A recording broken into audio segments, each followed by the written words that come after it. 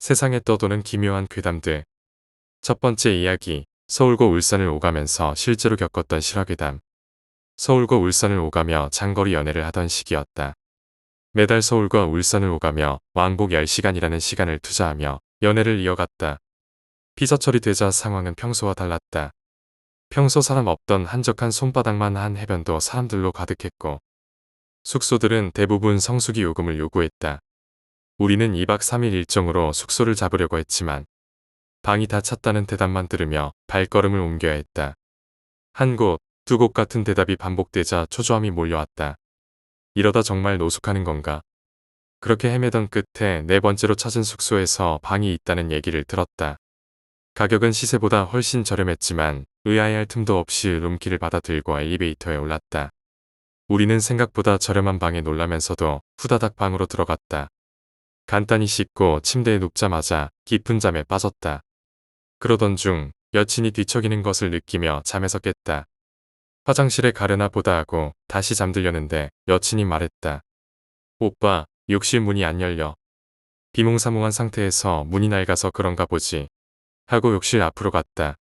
문고리를 잡고 살짝 당겨보니 이상한 느낌이 들었다. 문 손잡이는 돌아갔지만 문은 열리지 않았다. 마치 안에서 누군가가 손잡이를 잡고 체중을 실어 당기고 있는 듯했다. 그 순간 온몸이 얼어붙었다. 겁이 많은 여친을 생각하며 침을 삼키고 문고리를 다시 잡았다. 하나, 둘, 셋 속으로 외치며 힘껏 당겼다. 문이 열리는 순간 무언가 튀어나올 것을 각오했지만 문은 순식간에 열렸고 욕실 안은 깨끗했다. 여친은 그냥 열면 되지 왜 호들갑이야? 하는 표정이었다. 나는 욕실 안을 확인했지만 한 가지 이상한 점이 있었다. 세면대 주변이 젖어 있었다. 마치 몇 분 전 누군가 머리를 감았던 것처럼. 우리는 그날 밤 아무 말도 하지 않았다. 다음 날 데이트를 위해 억지로 잠에 들었다. 날이 밝아 퇴실 준비를 했다. 나는 먼저 씻고 나와 준비를 끝낸 뒤 여친의 머리를 말려주고 있었다. 그녀는 화장대 앞에서 화장을 하고 있었고 나는 드라이기를 들고 머리를 말려주며 대화를 나눴다. 그러다 갑자기 드라이기가 과열되어 전원이 꺼졌다. 나는 무심코 고개를 들었고 화장대 거울을 보았다. 거울에는 침대가 비쳐야 했다. 하지만 침대 위에는 단발머리를 한 여자가 있었다. 짙은 회색 터틀넥을 입은 그녀는 거울 정면 가득 나를 응시하고 있었다. 그 순간 나는 숨이 턱 막히고 온몸이 굳었다. 눈을 감으며 스스로를 진정시키려 했지만 공포는 가시지 않았다. 여친이 말했다. 오빠, 닭갈비는 점심에 먹을까? 저녁에 먹을까? 그녀의 말을 듣고 겨우 정신을 차린 나는 눈을 다시 떴다. 그러나 여자는 여전히 그 자리에 있었다. 짐을 챙겨 모텔을 빠져나왔다. 그날 이후 나는 그 여자의 얼굴이 꿈에 나타나기 시작했다. 몇 달 뒤 우연히 한 커뮤니티에서 그 모텔의 이야기를 보게 되었다. 댓글에는 그 여자를 봤다는 말들이 있었다. 나는 소름이 돋았다. 이후로도 단발머리 여자의 모습은 꿈속에서 나를 괴롭혔다. 모텔 주인으로부터 들었던 이야기는 단순한 무서운 경험이 아니라는 사실을 깨닫게 했다. 단발머리 여자가 그 모텔을 배회한다는 이야기는 이후에도 계속 내 머릿속을 떠나지 않았다. 그리고 그것은 내 일상에 점점 더 깊게 파고들기 시작했다. 그날 밤 모텔을 떠난 후 집에서 잠을 청하려 했지만 이상한 소리가 들렸다. 처음에는 가구가 삐걱이는 소리였다.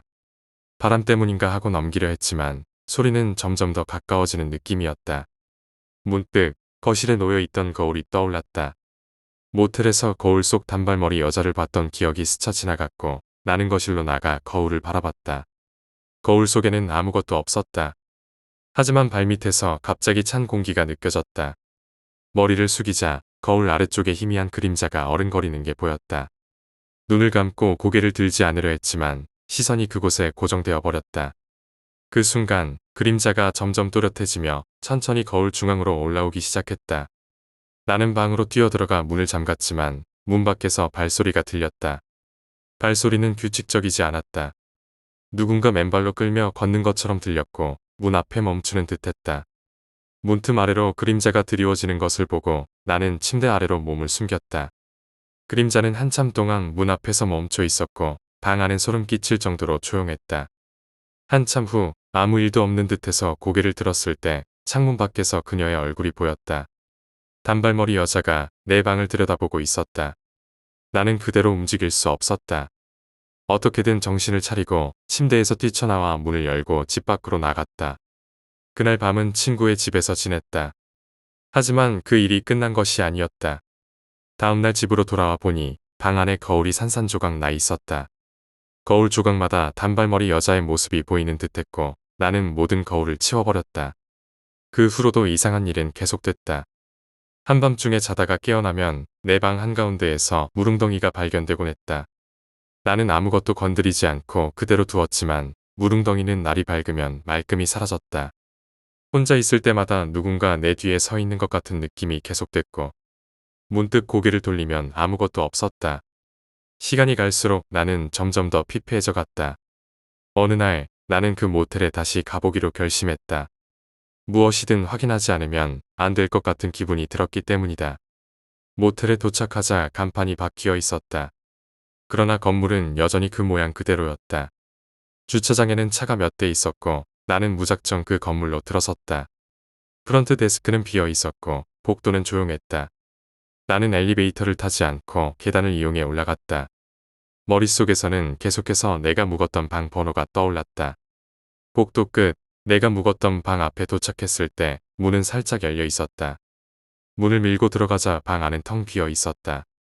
그러나 욕실 문이 반쯤 열려 있었고 안에서 물 흐르는 소리가 들렸다. 나는 욕실 앞으로 천천히 다가가 문을 밀었다. 욕실 안에는 아무도 없었다. 그러나 세면대는 물로 가득 차 있었다. 마치 방금 전까지 누군가가 머리를 감았던 것처럼 젖어 있었다. 나는 욕실에서 한 발 물러섰고 그 순간 욕실 문이 갑자기 닫혔다. 문을 열려고 했지만 손잡이는 꼼짝도 하지 않았다. 문 안쪽에서 누군가가 잡고 있는 것 같은 느낌이었다. 나는 방을 뛰쳐나왔고 계단을 통해 건물을 빠져나왔다. 집으로 돌아온 이후에도 이상한 일은 끝나지 않았다. 매일 밤 나는 여전히 그녀의 모습을 보았다. 거울을 치웠는데도 불구하고 창문 너머로 또는 방 안 어두운 구석에서 그녀의 얼굴이 보였다. 나는 이 모든 것을 끝내기 위해 어떻게 해야 할지 몰랐다. 타로카드를 다룰 줄 아는 지인에게 도움을 청했지만 그는 이 문제에 깊게 관여하지 않는 것이 좋겠다고 말했다. 그 후 나는 집을 떠나기로 결심했다. 하지만 이사를 가는 날 포장된 박스들 중 하나에서 모텔 키가 발견되었다. 나는 분명 그것을 반납했어야 했는데 어떻게 내 짐 속에 들어왔는지 알 수 없었다. 그날 밤 새로운 집에서도 그녀는 나타났다. 나는 그제야 깨달았다. 이제 그녀는 나를 따라다니고 있다는 사실을. 두 번째 이야기, 계단의 살인마. 이 아파트는 싼 값을 톡톡히 했습니다. 1층에서 울리는 자명종 소리에 잠이 깰 정도였기 때문입니다. 문도 그리 튼튼하지 못해서 4층에 사는 아저씨는 술만 먹으면 문을 부수고 집에 들어갔지요. 물론 다음 날이면 4층에서 부부싸움을 하는 소리가 내가 있는 13층까지 울리기도 했습니다. 엘리베이터도 자주 고장이 났지만 다음 달이면 새로 교체한다고 관리인이 얘기합니다. 늦잠을 잤던 날에 엘리베이터가 고장이 났는데 지각했던 나를 생각하면 참을 마음이 생기지 않습니다. 그래도 아파트 주민들은 모두 친절하게 대해주었기에 마치 가족 같은 느낌이 들어서 나가고 싶지는 않았습니다. 어제부터 요란스러웠던 하수관 공사 중에 인부가 실수로 통신 케이블을 끊어버리는 바람에 내일까지는 전화와 인터넷을 사용할 수 없습니다. 배달이라도 시켜 먹으려 했지만 휴대폰도 AS를 맡긴 상태이고 전화를 하려면 한참 걸어 내려가 공중전화를 써야 하는 상황입니다. 그래도 밥을 차리기 귀찮아 내려가서 전화를 하려고 나와보니 또 엘리베이터가 고장 나 있습니다. 저녁 때는 고쳐지겠지 생각하며 늦은 브런치는 라면에 찬밥으로 결정했습니다. 라면 물을 올리고 잠깐 베란다로 나가 밖을 내려다봤습니다. 하수관 공사 현장을 바라보는데 아파트 입구 쪽에 무언가가 보였습니다. 자세히 보니 전기톱을 들고 입구로 들어서는 사람이 있었습니다. 공사하던 인부가 아닐까 생각하며 끓는 물에 라면과 스프를 덜어 넣는 도중이었습니다. 초인종 소리가 아파트에 울려 퍼지고 1층 여대생의 목소리가 희미하게 들렸습니다. 곧이어 찢어지는 듯한 비명 소리가 들리며 전기톱 소리와 무엇인가 갈리는 듯한 소리가 들려왔습니다. 아까 전기톱을 들고 들어온 사람은 인부가 아니라 살인자였던 걸까? 생각해보니 오늘은 공휴일이었고 공사 현장엔 아무도 없었습니다. 라면은 이미 다 불어버렸지만 나는 라면을 버리고 다시 소리에 집중했습니다. 살인자가 아직 1층에 있다면 엘리베이터도 고장 난 상황에서 그대로 마주칠 것입니다. 전화도 없어 신고조차 할 수 없었지만 다른 사람들이 신고했기를 바라며 창문으로 입구를 내려다봤습니다. 그러나 나오는 사람은 없었고 계단을 걸어 올라오는 소리가 울려왔습니다. 잠시 후 초인종 소리와 함께 비명이 들립니다. 그 비명은 2층에 사는 할머니의 목소리였습니다. 곧 전기톱 소리와 문이 부서지는 소리가 들리더니 할머니의 찢어지는 비명이 울려 퍼졌습니다. 다시 계단을 올라오는 소리가 울렸고 초인종 소리와 함께 3층 아주머니의 비명도 들렸습니다. 문이 부서지는 소리가 들리며 아주머니의 괴로운 비명이 울려 퍼졌습니다. 또 계단을 올라오는 소리가 들려왔습니다. 이번엔 4층 아저씨의 큰 목소리와 함께 문이 부서지는 소리가 들렸습니다. 4층 아저씨와 아주머니의 비명이 아파트 전체에 울려 퍼졌습니다. 잠시 조용해지며 나는 점점 두려워졌습니다. 놈은 무엇을 원하는 걸까? 왜 아파트의 모든 사람을 죽이는 걸까? 엘리베이터가 고장난 지금 내려갈 방법은 계단뿐인데 그곳에선 분명 놈과 마주칠 것입니다. 소리를 질러도 도와줄 사람조차 없는 외딴 곳. 그런 생각을 하는 도중에도 계단을 올라오는 소리가 또다시 들려옵니다. 이번엔 초인종 소리만 여러 번 울렸습니다. 잠시 조용해지더니 다시 계단을 오르는 소리가 들렸습니다. 놈이 초인종을 눌러 사람이 있는지 확인하고 문을 부수고 들어가 사람을 죽이는 것이라는 생각이 들었습니다. 그렇다면 초인종을 눌러도 가만히 소리를 죽이고 있으면 놈은 지나갈 것입니다. 나는 비겁하지만 나라도 살아야 한다는 생각에 조용히 있는 것으로 마음을 굳혔습니다. 놈이 다른 집으로 향했고 나는 창문으로 그의 모습을 확인하려 했습니다. 그때 창문 밖으로 검은 무언가가 보였습니다. 결국 나는 비명을 지르며 주저앉았습니다. 1층 여대생이 거꾸로 매달린 채 나를 보고 있었기 때문입니다. 정확히는 목이 잘려나가 그녀의 머리만 떠 있었습니다. 잘려나간 목은 밧줄로 묶여 옥상에 매달려 있었고 시퍼렇게 변한 입과 코에서 검붉은 피가 흘러내렸습니다. 그리고 문이 부서지는 소리가 들렸습니다. 나는 두려움에 몸을 떨며 문 쪽을 응시했다. 놈은 문을 부수려는 것 같지는 않았지만 초인종이 울린 후에도 밖에서 움직임이 감지되었다. 잠시 후 문틈 아래로 무언가가 삐져나오기 시작했다. 처음에는 그냥 종이 조각인 줄 알았지만 점차 그것이 머리카락이라는 것을 알아차렸다. 문 아래로 긴 머리카락이 들어오기 시작하더니 이내 끔찍한 얼굴의 형체가 나타났다. 나는 더 이상 소리를 삼킬 수 없었다. 안으로 밀려 들어오는 그 끔찍한 얼굴은 분명 죽은 사람이었다. 눈이 뒤집힌 채로 나를 쳐다보는 그 얼굴에 나는 움직일 수 없었다. 놈은 문을 부수지는 않았지만 그 상태로 얼굴을 밀어넣은 채 나를 노려봤다. 나는 손으로 입을 막으며 어떻게든 소리를 내지 않으려 했었다. 그러나 놈은 계속해서 나를 노려보며 초인종을 반복적으로 눌렀다. 문을 열 수는 없었고 대항할 힘도 없었다. 그저 숨을 죽이고 기다리는 것만이 내가 할 수 있는 전부였다. 얼마나 시간이 흘렀을까? 초인종 소리와 함께 놈의 얼굴이 사라졌다. 그러나 그것이 끝이 아니었다. 계단을 오르는 소리가 또다시 들려왔다.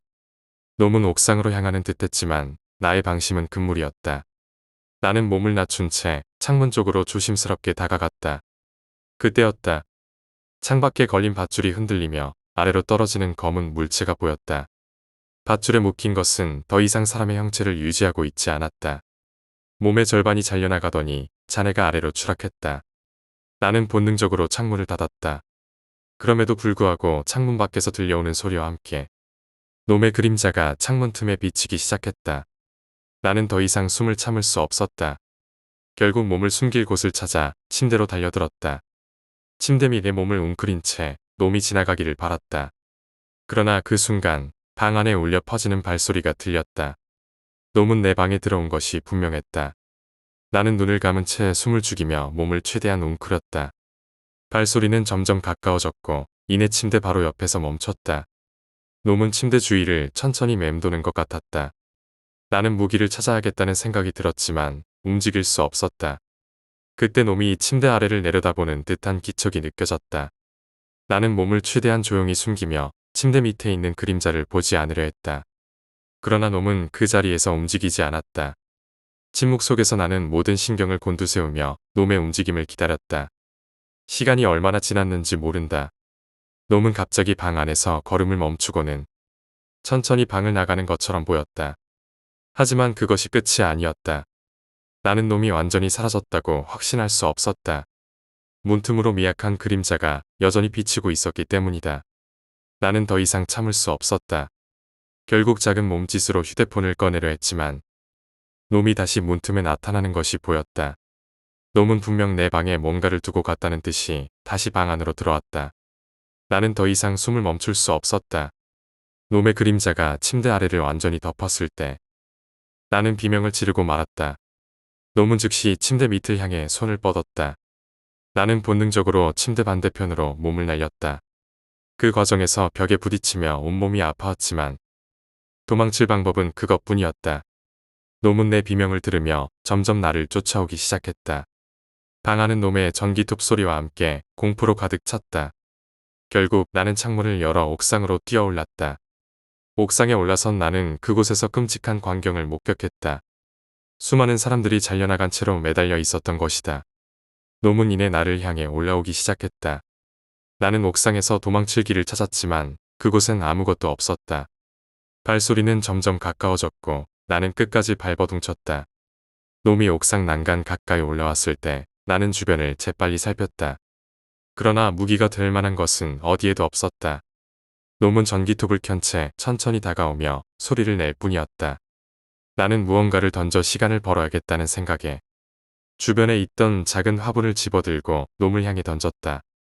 화분이 놈의 어깨를 스쳤지만 그는 멈추지 않았다. 놈은 점점 가까워졌고 그의 전기톱은 끔찍한 소리를 내며 회전하고 있었다. 나는 난간 끝으로 물러나 더 이상 도망칠 곳이 없었다. 놈은 멈추지 않았고 나는 아래로 떨어질 수밖에 없다는 사실을 깨달았다. 하지만 그 순간 놈의 발 아래에 무언가가 걸렸다. 바로 내가 던진 화분의 파편이었다. 놈은 균형을 잃고 난간 가까이에서 중심을 잃었다. 그는 한쪽 손으로 난간을 잡았지만 다른 손의 전기톱은 여전히 작동하고 있었다. 그 순간 그의 발이 미끄러지며 아래로 떨어졌다. 놈은 난간에 한 손으로 매달려 있었다. 나는 그의 손을 떼어낼 생각은 없었지만 놈은 스스로 난간을 잡지 못했다. 결국 그는 전기톱을 놓지 못한 채 아래로 추락했다. 놈은 아래층의 공사 현장으로 떨어지며 비명을 질렀다. 나는 옥상에서 내려다봤지만 놈은 움직이지 않았다. 그러나 안도할 수는 없었다. 놈이 죽었는지 확신할 수 없었기 때문이다. 나는 조심스럽게 계단으로 돌아가려고 했지만 갑작스럽게 옥상 입구 문이 쾅 하고 열리는 소리가 들렸다. 나는 다시 몸을 숨겼다. 그곳에는 또 다른 발소리가 들려왔다. 나는 이 상황이 끝난 것이 아니라는 것을 깨달았다. 놈이 죽었더라도 이 모든 일이 단순한 살인마 한 명의 짓이 아닐지도 모른다는 생각이 들었다. 이제는 더 이상 도망칠 곳도 없었다. 나는 옥상 구석에 몸을 웅크리고 다음 발소리를 기다렸다. 그 발소리는 점점 가까워졌고 이번에는 전기톱 소리가 아니라 다른 무언가의 끔찍한 기계음이 섞여 있었다. 나는 그것이 새로운 위협이라는 것을 직감할 수 있었다. 발소리는 점점 더 가까워졌다.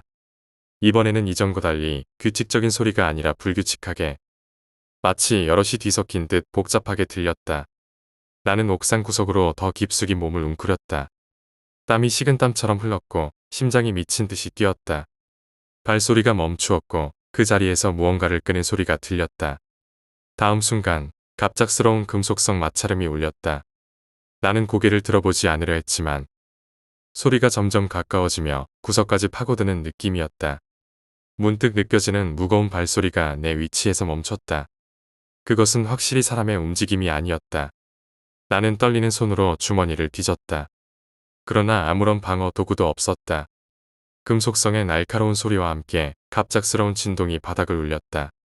나는 옥상에 설치된 환풍구 뒤로 몸을 숨기며 조용히 숨을 죽였다. 발소리는 곧 방향을 틀더니 난간 쪽으로 멀어져 갔다. 그러나 안심하기도 전에 다시 또 다른 발소리가 계단에서 올라오는 소리가 들렸다. 이번에는 분명 2개 이상의 발소리가 겹쳐 있었다. 나는 뭔가 더 큰 일이 벌어지고 있음을 직감했다. 발소리는 옥상 입구에서 멈췄다. 그들이 움직이지 않고 서 있는 것처럼 느껴졌다. 잠시의 침묵 후 옥상 전체가 울리는 듯한 날카로운 소리가 들렸다. 누군가 옥상 난간의 밧줄을 끊고 있었다. 나는 그들이 매달린 시체들을 떼어내려는 것이라고 생각했다. 그러나 갑작스레 끊어진 밧줄과 함께 무언가가 날아오는 소리가 들렸고 나는 그것이 내 근처에 떨어지는 것을 느꼈다. 떨리는 손으로 조심스럽게 바라보니 그것은 사람의 잘린 머리였다. 나는 그 순간 참았던 비명을 터뜨릴 뻔했지만 이를 악물고 참았다.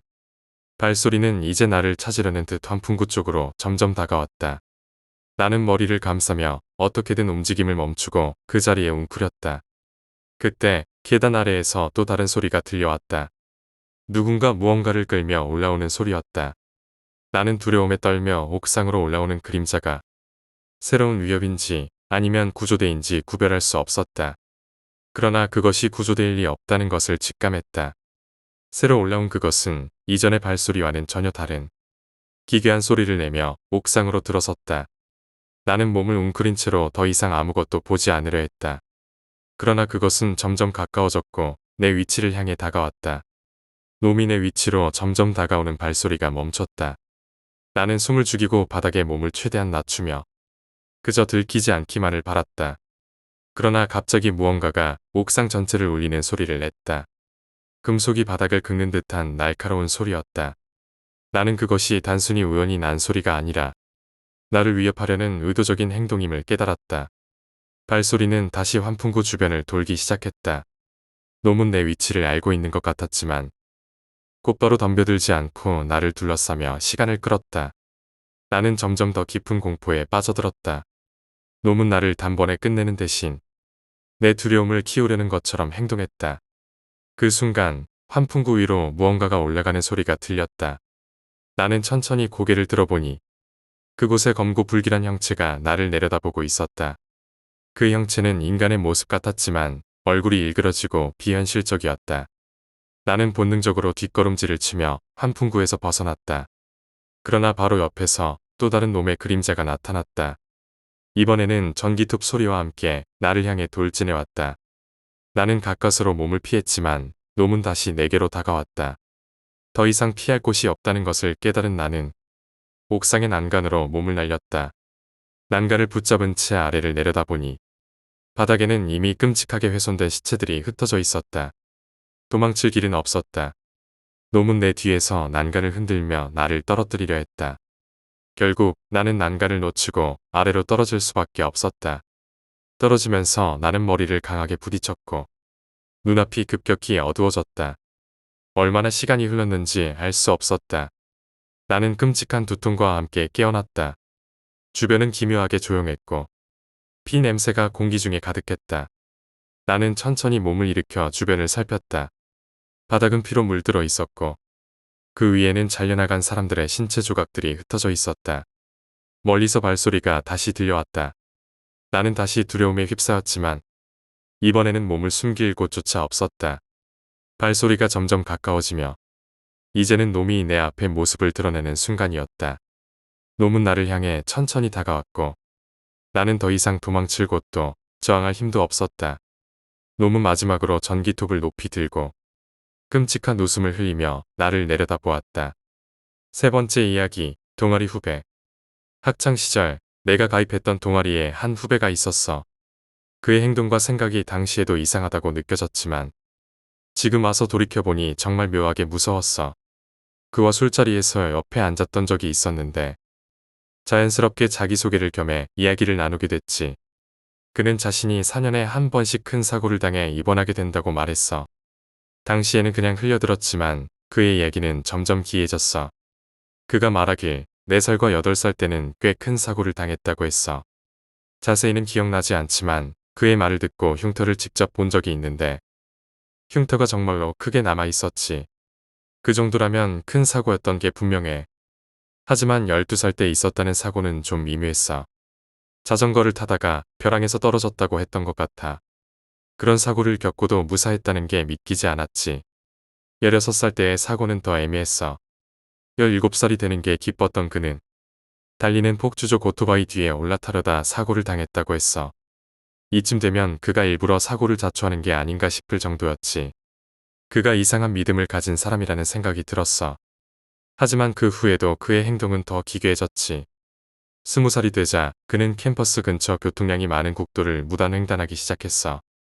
그것도 횡단보도도 없는 곳에서 말이야.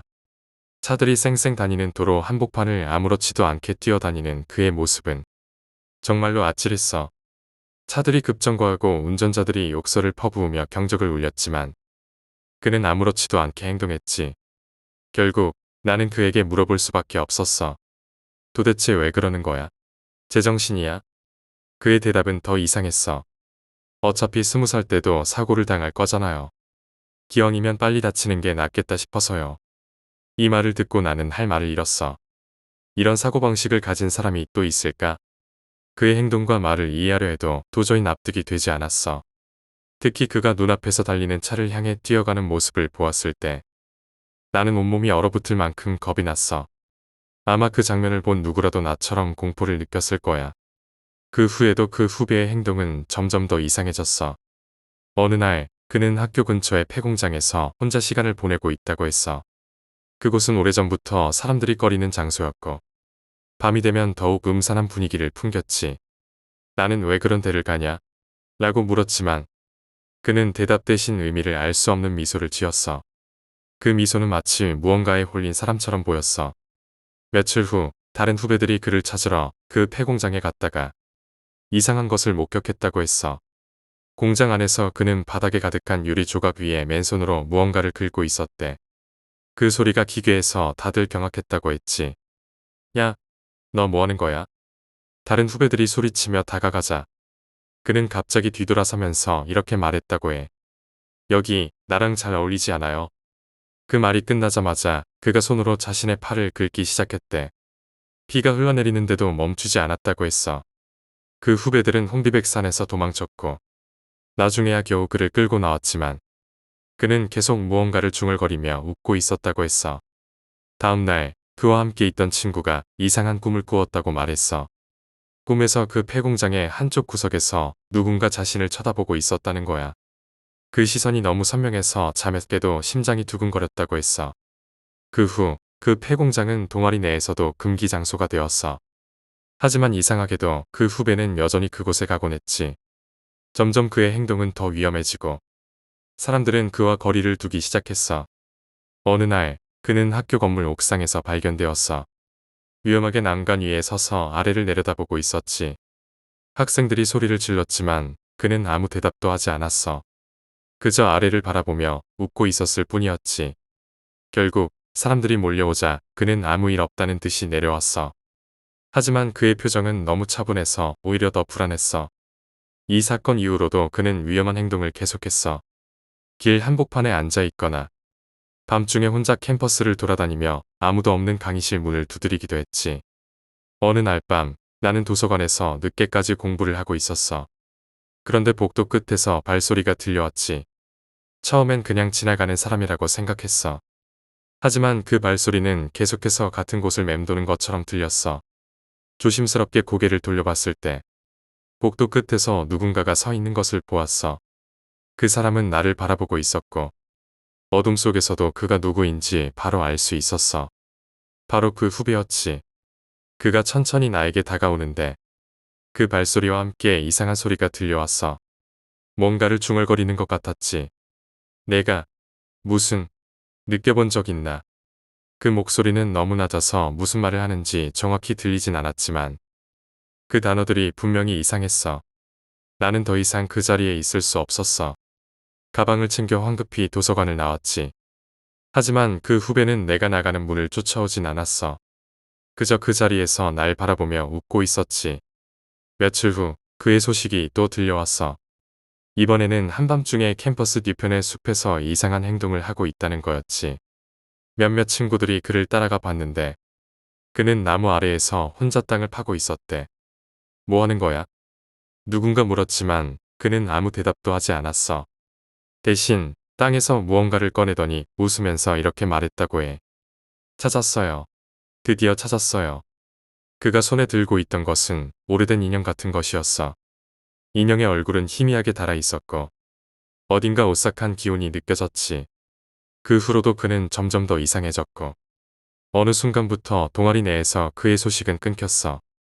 하지만 캠퍼스 주변에서는 그의 소문이 계속 돌았어. 누군가 밤중에 강의실 창문 너머로 그를 보았다고 하기도 했고, 폐공장 근처에서 그의 웃음소리가 들렸다는 이야기도 있었지. 마치 그가 사라진 게 아니라 그 어딘가에 여전히 존재하고 있는 것처럼 느껴졌어. 그 후배에 대한 소문은 끊임없이 들려왔어. 특히 밤이 되면 학교 구석진 곳에서 이상한 소리가 들린다는 이야기가 많았지. 누군가 웅얼거리는 소리가 들렸다거나 누군가의 그림자가 복도 끝에 서 있었다는 증언도 있었어. 이야기가 쌓이면서 점점 더 사람들은 그를 멀리했지.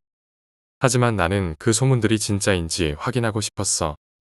한밤중에 그가 자주 다닌다고 소문난 학교 뒤쪽에 작은 산길로 가봤어. 그곳은 평소에도 음산한 곳이었고, 특히 밤이 되면 더 이상한 기운이 감돌았지. 그날 밤은 달도 흐려서 시야가 거의 보이지 않았어. 손전등만 들고 좁은 산길을 걸었지. 처음엔 아무것도 없었어. 하지만 산길 중간쯤 갔을 때 멀리서 작은 소리가 들려왔어. 처음엔 바람소리라고 생각했지만 분명히 사람의 목소리였어. 무언가를 읊조리는 듯한 이상한 목소리였지. 나는 조용히 소리가 나는 방향으로 걸음을 옮겼어. 점점 가까워지자 그곳엔 작은 빈터가 있었고 그 후배가 땅 위에 무언가를 그리고 있었어. 손전등 불빛이 닿자 그가 고개를 들었어. 그 눈빛은 너무 차가워서 오히려 더 섬뜩했지. 뭐 하는 거야? 내가 떨리는 목소리로 물었을 때 그는 천천히 웃으며 대답했어. 너도 보고 싶지 않아? 내가 찾으려는 걸. 뭔가 말도 안 되는 대답이었지만 그가 가리킨 땅에는 기묘한 문양이 그려져 있었어. 문양 한가운데는 작은 인형 같은 것이 놓여 있었는데 그것은 마치 오래된 저주받은 물건 같았어. 그 일이 있고 나서 나는 더 이상 그 후배를 찾지 않았어. 하지만 이상한 일은 계속해서 벌어졌어. 다른 동아리 선배가 이상한 꿈을 꾸었다고 했어. 꿈속에서 그 후배가 나타나 웃으며 무언가를 중얼거렸다고 했지. 그 꿈을 꾼 이후로 그 선배는 한동안 밤에 혼자 있는 걸 두려워했어. 캠퍼스 곳곳에서는 그의 존재를 암시하는 일이 점점 늘어났어. 복도 끝에서 누군가 걸어가는 소리가 들린다거나 빈 강의실 안에서 이상한 웃음소리가 들렸다는 소문이 많았지. 어느 날 한 동아리 후배가 밤늦게 도서관에서 공부를 하다가 복도 끝에서 그 후배를 보았다고 말했어. 그는 한참 동안 아무 말 없이 서 있었고 가만히 웃기만 했다고 했지. 그 후배가 다가오려고 하자 그가 복도 어딘가로 사라졌다고 했어. 하지만 문제는 그 복도 끝은 막다른 길이었다는 거야. 그 후배와 관련된 이상한 일이 계속되면서 나를 포함해 동아리 사람들 대부분이 점점 그를 언급하지 않으려 했어. 마치 그에 대한 이야기를 하면 안 될 것 같은 그런 이상한 기분이 들었지. 하지만 캠퍼스 내에서 벌어지는 이상한 현상은 멈추지 않았어. 가장 소름 끼쳤던 건 한 친구가 야간 청소 아르바이트를 하다가 겪은 일이었어. 그 친구는 저녁 늦게 학교 건물을 청소하다가 3층 복도 끝에 있는 강의실에서 희미한 불빛이 새어나오는 걸 봤다고 했어. 이상하게 생각한 그는 문을 열어보려고 다가갔지. 그런데 문 앞에 서자 안에서 웃음소리가 들렸다고 했어. 문 손잡이를 잡으려는 순간 문 너머에서 누군가 그의 손을 잡았대. 하지만 문은 아직 닫혀 있었어. 그 손은 문 밖으로 나온 것처럼 느껴졌다고 했지. 그는 비명을 지르며 그 자리에서 도망쳤고 다음 날 일을 그만뒀어. 또 다른 사건도 있었어. 학교 뒷산에서 학생 몇 명이 야간 산책을 하다가 그 후배의 모습을 봤다고 했지. 그는 멀리서 나무 뒤에 숨어 있다가 갑자기 그들을 향해 다가왔다고 했어. 가까워질수록 그의 얼굴은 희미하게 보였지만 웃고 있다는 것만은 분명히 알 수 있었지. 그 학생들은 그 자리에서 도망쳤지만 뒤에서 그 후배의 목소리가 들렸다고 했어. 왜 도망가? 너희도 같이 가자고. 하지만 문제는 그 목소리가 들려온 방향엔 아무도 없었다는 거야. 이후로는 그의 소문이 거의 끊겼어. 마치 그가 사라진 것처럼 말이지. 하지만 사람들은 여전히 그를 기억했고 그와 관련된 이야기가 나오면 서로 눈을 마주치지 않으려 했어.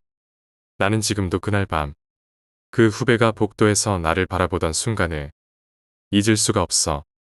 그가 정말로 사람이었는지조차 확신할 수 없었어. 그리고 가장 소름 돋는 건 그 후배가 마지막으로 남긴 말이었어. 곧 모두 알게 될 거야. 너희도 느끼게 될 테니까. 그가 사라진 이후 동아리방에 있던 몇몇 물건이 이상하게도 그가 자주 들고 다니던 물건들과 닮아 있었어. 특히 오래된 노트 한 권은 열어보지 못하게 잠겨 있었는데 그 안에 무엇이 있었을지는 아무도 알지 못했어. 하지만 그 노트가 동아리방에 남아있는 한 나는 결코 그곳에 다시 가고 싶지 않았어. 네 번째 이야기, 폭포. 10년 전의 이야기입니다. 친구가 낚시를 권해서 산속 계곡으로 함께 갔습니다. 나는 낚시에 서툴렀지만 친구는 베테랑이라 그의 안내를 따라 계곡을 거슬러 올라갔습니다. 아름다운 강 풍경에 들떠 상류로 계속 올라가자 약 10m 높이의 폭포에 도착했습니다. 폭포는 정말 아름다워서 나와 친구는 낚시는 잊은 채 한참 동안 폭포를 바라보았습니다. 그렇게 폭포를 멍하니 바라보던 중이었습니다. 폭포 위에서 물과 함께 벌거벗은 사람이 떨어지기 시작했습니다. 그 사람은 떨어지며 바위에 부딪혀 둔탁한 소리를 냈고 손발이 이상한 방향으로 뒤틀린 채 폭포 아래로 떨어졌습니다.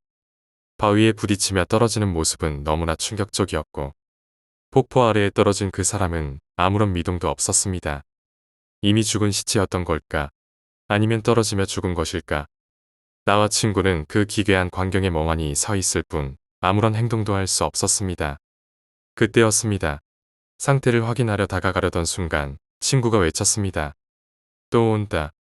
위를 올려다보니 또 다른 벌거벗은 사람이 폭포에서 떨어지고 있었습니다. 황당한 마음으로 위를 보던 찰나 잇따라 벌거벗은 사람들이 폭포에서 떨어지기 시작했습니다. 그 모습은 마치 올챙이 국수 반죽이 떨어지듯 끊임없이 벌거벗은 사람들이 하나둘 폭포 아래로 쏟아졌습니다. 떨어진 사람들은 모두 20대에서 30대 정도로 보였고 남자와 여자가 섞여 있었습니다. 그 사람들은 바위 위로 내던져지며 망가진 인형처럼 폭포 아래에 쌓여갔습니다. 상황의 심각성을 깨닫고 친구와 함께 계곡을 빠져나와 차를 타고 수십 분을 달려 겨우 전화가 연결되는 곳에서 경찰에 신고했습니다. 사람이 10명도 넘게 죽어 있어요. 사람도 많고 구급차가 진입하기 어려운 곳이라 헬기까지 출동했습니다. 경찰도 도착해 사정을 설명했지만 잠시 후 헬기에서 믿기 어려운 보고가 들어왔습니다. 대량의 시체 같은 건 보이지 않습니다. 그럴 리 없다며 친구와 다시 계곡을 걸어 올라갔지만 시체는커녕 폭포조차 찾을 수 없었습니다. 그 이후로 나와 친구는 가끔 그때처럼 수많은 시체를 보는 환상을 경험하기 시작했습니다. 둘이 함께 있을 때도 같이 보기도 했고 각자 따로 있을 때도 환상이 나타났습니다. 환상 속의 시체들은 농가의 비닐하우스 안에 꽉 들어차 있거나 해안가에 잔뜩 밀려 들어오거나 도착한 엘리베이터 안에 겹겹이 쌓여있는 등 다양한 모습으로 나타났습니다. 하지만 폭포에서의 경험 때문인지 더 이상 경찰에 신고하지는 않았습니다. 환상은 잊을 만하면 갑자기 나타나곤 했고 환상을 볼 때마다 현기증이 찾아오곤 했습니다. 그 이후로 우리는 환상 속 시체들을 계속해서 보게 되었습니다.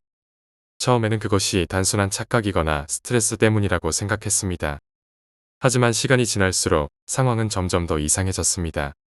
환상은 어디에서든 나타났습니다. 한적한 시골길, 도시의 빌딩 숲, 그리고 아무것도 없는 빈 방에서도 그들은 보였습니다. 시체들은 항상 같은 모습이었습니다. 얼굴이 알아볼 수 없을 정도로 부서지고 팔다리는 부자연스러운 각도로 꺾여 있었습니다. 어느 날은 집안의 거실에서 TV를 켜고 있는데 화면에 시체들이 비친 적도 있었습니다. 처음엔 화면의 고장인 줄 알았지만 자세히 보니 그것들은 우리가 폭포에서 본 사람들과 똑같은 모습이었습니다. 시체는 겹겹이 쌓여 있었고 모두 눈을 뜨고 있었습니다. 그들의 시선이 TV 화면 너머로 나를 뚫어지게 쳐다보는 것 같았습니다. 문제를 해결하려고 TV를 끄고 방으로 들어가려고 했지만 방 안에서도 그들은 있었습니다. 침대 위에 벽에 기대어 바닥에 널브러진 채로 시체들이 쌓여 있었습니다. 그날 이후로 나는 더 이상 집에서도 안전하지 않다는 것을 깨달았습니다. 그런데 문제는 나만 그런 것이 아니었습니다. 친구 역시 비슷한 경험을 하고 있었습니다. 어느 날 친구가 전화를 걸어왔습니다. 그의 목소리는 떨리고 있었습니다. 너 지금 집에 있냐? 나는 방금 전에 거실에서 이상한 걸 봤어. 내가 말한 그 시체들, 그게 방금 내 집에도 있었어. 그는 혼자 살고 있었지만 마치 누군가 자신을 지켜보는 듯한 느낌에 휩싸였다며 도저히 집에 있을 수 없다고 했습니다. 우리는 문제를 해결하기 위해 함께 방법을 찾아보기로 했습니다. 하지만 모든 시도는 실패했습니다. 폭포로 다시 돌아가 보았지만 그 장소를 찾을 수 없었습니다. 당시 신고했던 경찰서를 찾아가 문의했지만 그날의 신고 기록은 존재하지 않았습니다. 헬기 출동 기록도 없었고 우리가 말한 계곡도 지도에 없었습니다. 이상한 일은 그뿐만이 아니었습니다. 시간이 지날수록 환상은 점점 더 구체적이고 생생해졌습니다. 어느 날 나는 집에서 불이 꺼진 복도를 지나가다가 누군가가 내 이름을 부르는 소리를 들었습니다. 소리는 분명 복도 끝에서 들려왔습니다. 하지만 그곳에는 아무도 없었습니다. 불을 켜고 복도를 살펴보니 바닥에 핏자국 같은 것이 나타나 있었습니다. 핏자국은 천천히 벽을 타고 올라가더니 천장까지 번졌습니다. 핏자국이 천장에 도달하자마자 갑자기 사라졌습니다. 마치 처음부터 없었던 것처럼요. 그날 밤 나는 침대에서 이상한 꿈을 꿨습니다. 꿈속에서 나는 폭포 앞에 서 있었습니다. 그리고 벌거벗은 사람들이 내 앞으로 끊임없이 떨어지고 있었습니다. 그들이 떨어질 때마다 나를 향해 손을 뻗으며 이렇게 말했습니다. 너도 여기에 와야 해. 그들의 목소리는 서로 다른데도 불구하고 같은 말을 반복했습니다. 이 꿈은 단순히 꿈에서 끝나지 않았습니다. 깨어난 후에도 그 목소리가 귀에 맴돌았습니다. 친구도 비슷한 꿈을 꿨다고 말했습니다. 그는 꿈속에서 폭포에서 떨어지는 시체들 사이에 나와 자신의 모습이 있었다고 했습니다. 우리는 점점 더 지쳐갔습니다. 일상생활도 불가능할 정도였습니다. 나는 일할 때도 환상을 보기 시작했습니다. 사무실 책상 아래에서, 화장실 거울 뒤에서, 그리고 심지어 동료들 사이에서도 시체들이 보였습니다. 친구는 더욱 심각했습니다. 그는 자신이 어디를 가도 항상 누군가가 뒤따라오는 느낌을 받는다고 했습니다. 하루는 그가 이렇게 말했습니다. 너 혹시 우리 둘 중 하나가 그 폭포로 돌아가야 하는 거 아닐까? 그 말은 단순한 농담처럼 들리지 않았습니다. 그의 눈빛은 무언가에 홀린 사람처럼 공허했습니다. 하지만 나는 그 말을 무시했습니다. 그 장소를 다시 찾아가는 것은 상상도 할 수 없었습니다. 그러나 친구는 결국 홀로 폭포를 찾으러 갔습니다. 몇 주 뒤 나는 그가 실종되었다는 소식을 들었습니다. 그의 가족은 물론 나까지도 그를 찾기 위해 노력했지만 그는 어디에서도 발견되지 않았습니다. 그리고 이상하게도 그가 사라진 후 나는 환상을 보지 않게 되었습니다.